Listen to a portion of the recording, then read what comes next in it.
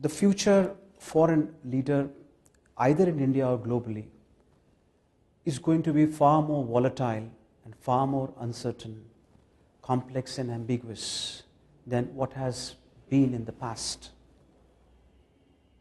In other words, we are living in a VUCA world where we will be confounded with ever-increasing volatility and uncertainty in our business world. In addition to this growing chaos, I think there are some trends which are clearly visible.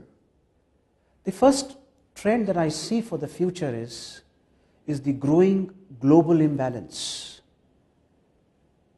Today, the developing world or the emerging economies constitute more than 50% of the global GDP on a purchase parity basis.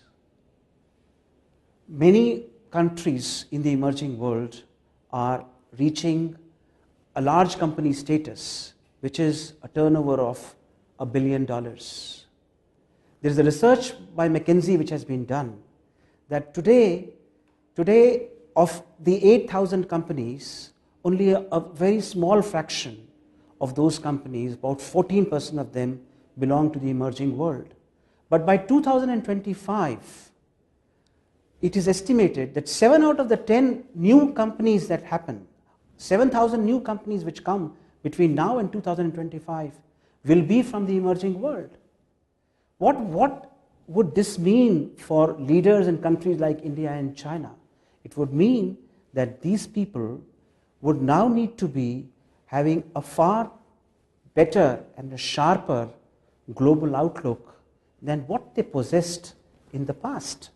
In addition to having a global outlook, leaders from countries like India would need to exhibit a far greater cultural sensitivity than what they would have displayed in the past. As also, they should be ready for greater global mobility. So that's the first trend that I see globally.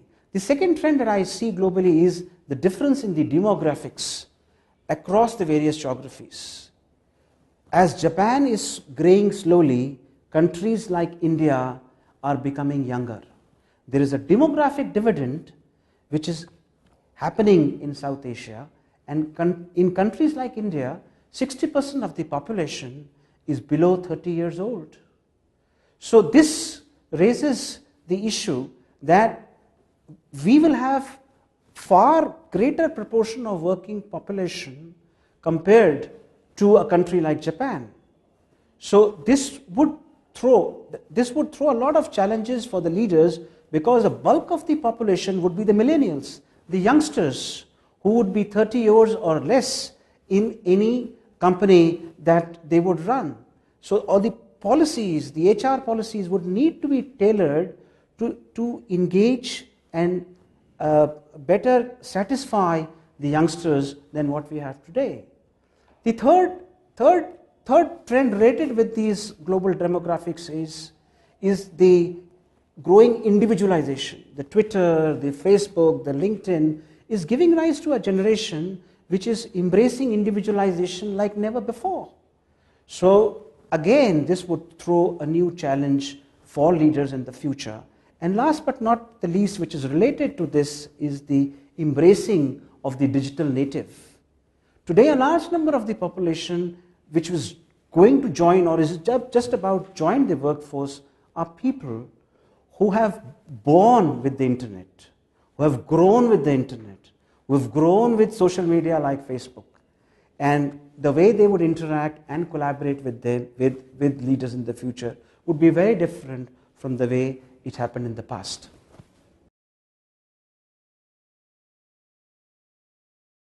So the first thought that comes to my mind is the ability to take decisions under this uncertain environment. The first caution that leaders would need to exercise is not to take decisions under gut, okay, or as they call it, with intuition. The decisions would need to be measured, And also the second trap that they should not get into is that the past experience may not be the best guide for the future outcomes.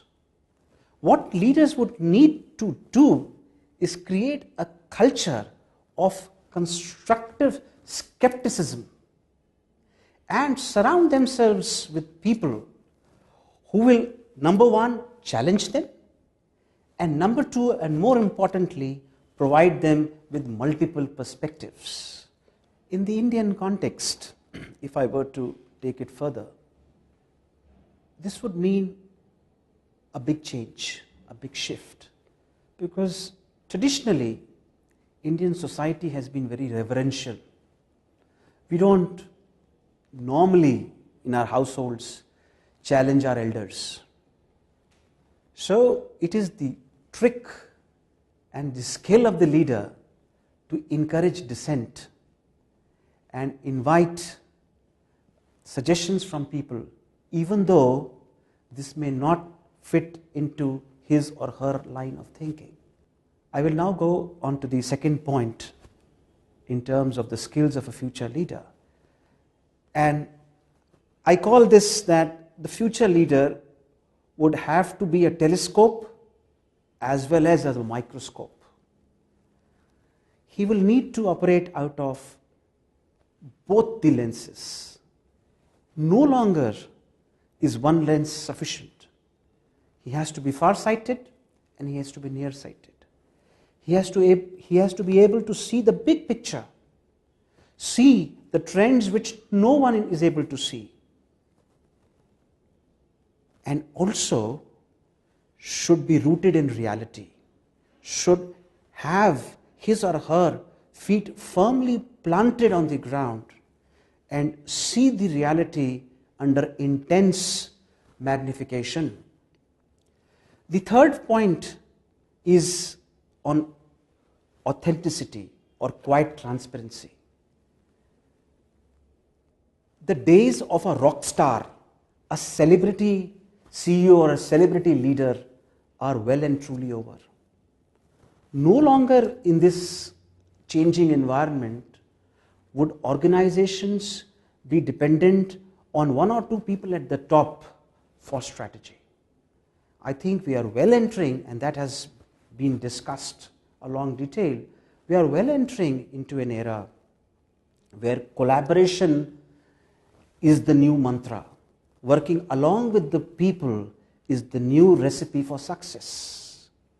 The leader will have to be more authentic.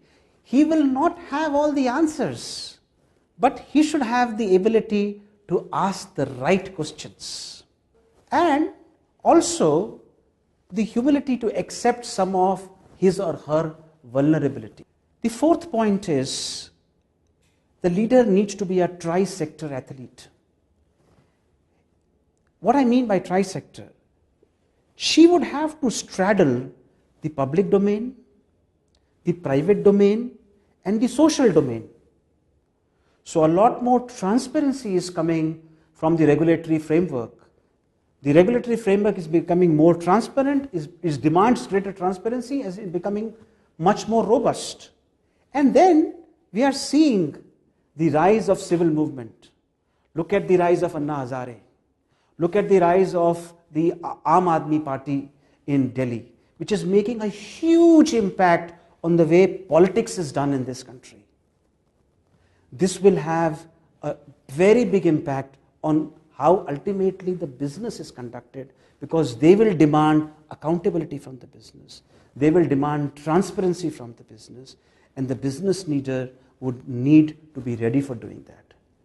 The next point which I want to make is that, and that's the last point, is that leaders would need to be able and adept at fighting fires much more frequently than what they have done in the past. There would be a new fire almost every day, and leaders would need to have the calmness of mind, the courage of conviction and thought to deal with these everyday fires. it will be quite a challenge to take time out to think about business strategy, to think about developing people, to think about leading people when there are so many fires to be put out. In short, leaders would need to be superhuman beings.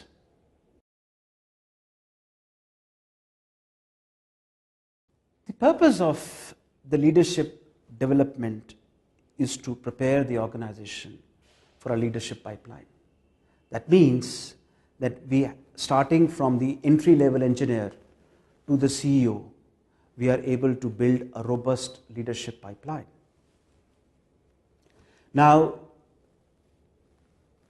what is the basis of this leadership pipeline? Or what are the various stages in this leadership pipeline? The base of the leadership pipeline is the individual contributor.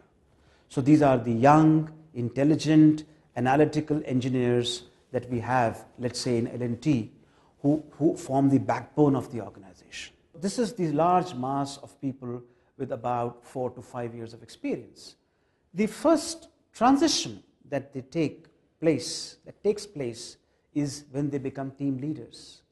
So at this stage, they need to learn how to measure performance, how to build teams, how to develop teams, how to coach, how to motivate. All these skills become very important at this level of leadership. The next transition in the leadership pipeline happens from a team leader to a functional leader. At this stage, she needs to learn how to develop a business acumen, how to drive change, how to network with other functional leaders.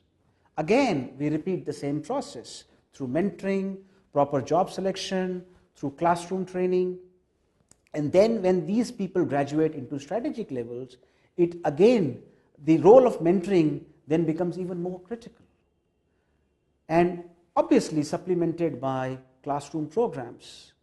And the way we have done our classroom programs is that we have got the best-in-class faculty from the best business schools in India and internationally. All our strategic leadership development programs are run by international business schools.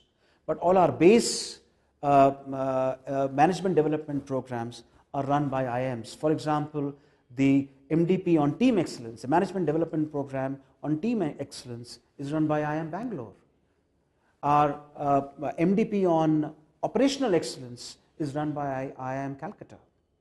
Our strategic programs are run by Ross Business School, Michigan, are run by INSEAD, and are run by Harvard Business School.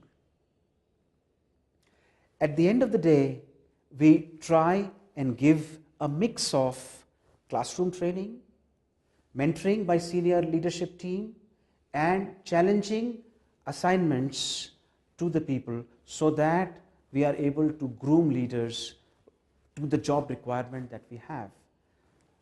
The last point which I want to mention in the leadership development is that we are a growing international organization.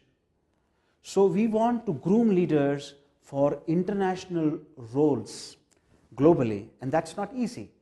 In our experience, people who have only stayed in India and have been asked to take about leadership positions internationally with some of the large clients like Shell, BP, or Petronas, or Saudi Aramco, people have, in a way, to an extent faltered because the gap, the expectation gap was large. So we are trying to plug this gap by bringing them under the tutelage of an experienced global leader, which may have to be hired from outside. And then they pick up the nuances of working globally, and within no time or within a very little time, they are ready. So our entire strategy has been to build leaders for international businesses, and we have been fairly successful in it.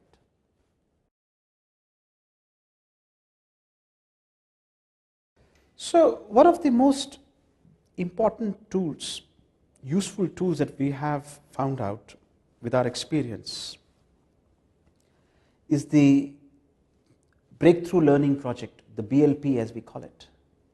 The advantage of using a technique like BLP is that you are doing this in a controlled environment, and it allows the participant to experiment without any downside.